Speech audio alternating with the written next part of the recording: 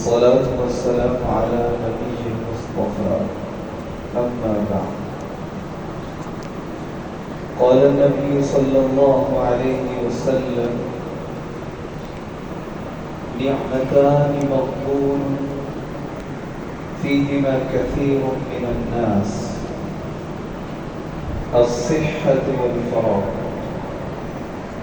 احباب گرامی، اللہ سبحانہ و تعالیٰ کا فضل اور اس کا شکر ہے کہ اس نے ہمیں ظہر کی نماز باجماعت ادا کرنے کی توفیق عطا فرمائی۔ بارگاہ الہی میں گزارش ہے کہ اللہ تعالیٰ ہماری یہ نماز اخلاص کے ساتھ قبول فرمائے۔ رسول اللہ صلی اللہ علیہ وسلم نے ارشاد فرمایا: نعمتان مغبون، دو نعمتیں ایسی ہیں، فیہما کثیر من الناس، ان دو نعمتوں سے اکثر لوگ غافل ہیں۔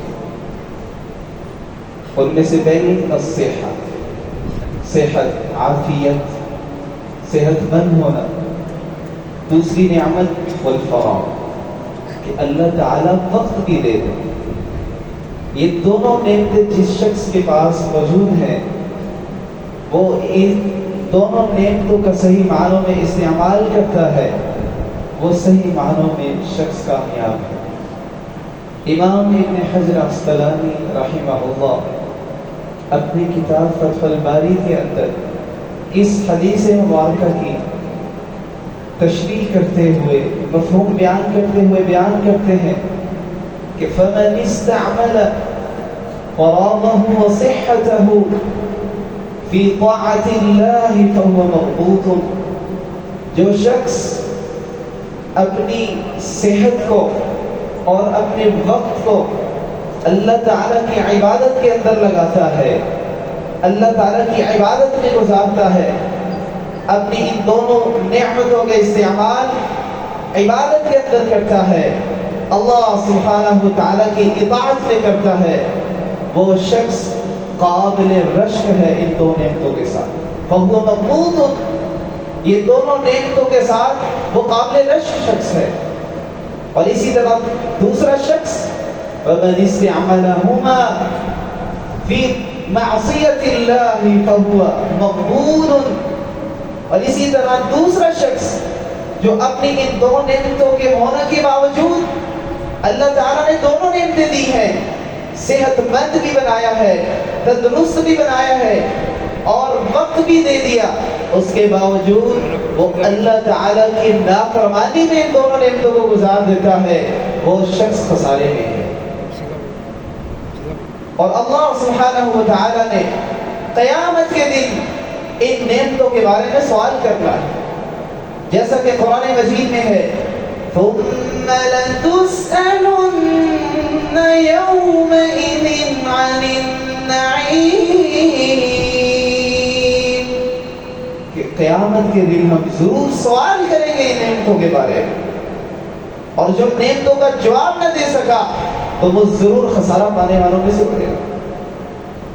جیسا کہ اللہ سبحانہ و تعالیٰ نے قرآن مجید میں وقت کی قسم اٹھائی ہے، فرمایا وَالْعَصْرِ، مجھے قسم ہے زمانے کی، وقت کی قسم ہے، إِنَّ الْإِنسَانَ لَفِي خُسْرٍ، بے شک انسان خسارے میں ہے۔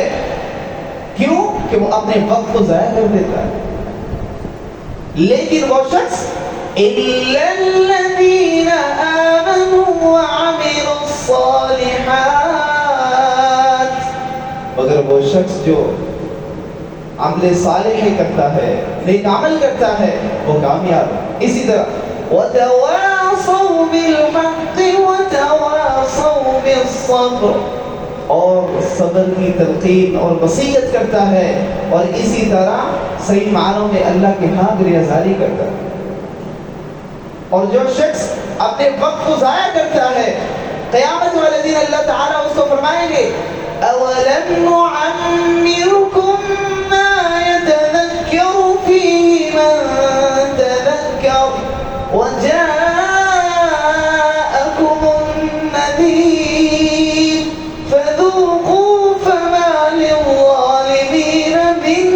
نصير.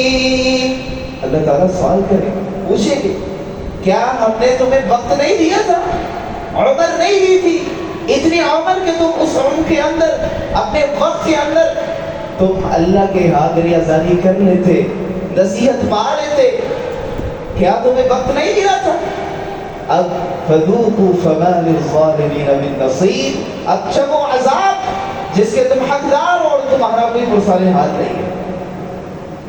امام ابن بطال رحمہ اللہ بیان فرماتے ہیں مقبول ان سے اس حدیث کی تفسیر کرتے ہوئے کہ وہ شخص کہ جو اپنے عبادت کو صحیح معنوں میں گزارتا ہے تندرستی کی حالت میں اور وقت کے ہوتے ہوئے، وہی شخص کامیاب اور کامران ہے.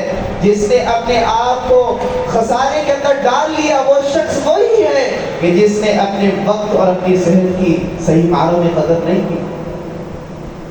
ہمارا معاشرہ جو اس وقت صحت اور وقت کے ہونے کے باوجود اپنے آپ کو غلط چیزوں کے اندر لگائے بیٹھا ہے.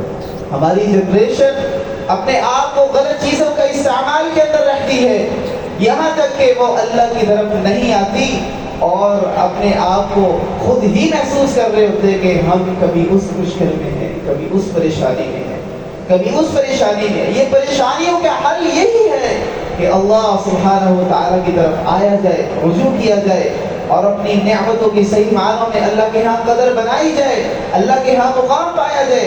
اللہ سبحانہ و تعالیٰ سے دعا ہے کہ اللہ تعالیٰ ہمیں صحیح معنوں میں نعمتوں کی قدر کرنے کی توفیق عطا فرمائے اور صحیح معنوں میں اپنے وقت کو، اپنی صحت کو عبادت کے اندر گزارنے کی توفیق عطا فرمائے. وما توفیقنا الا باللہ.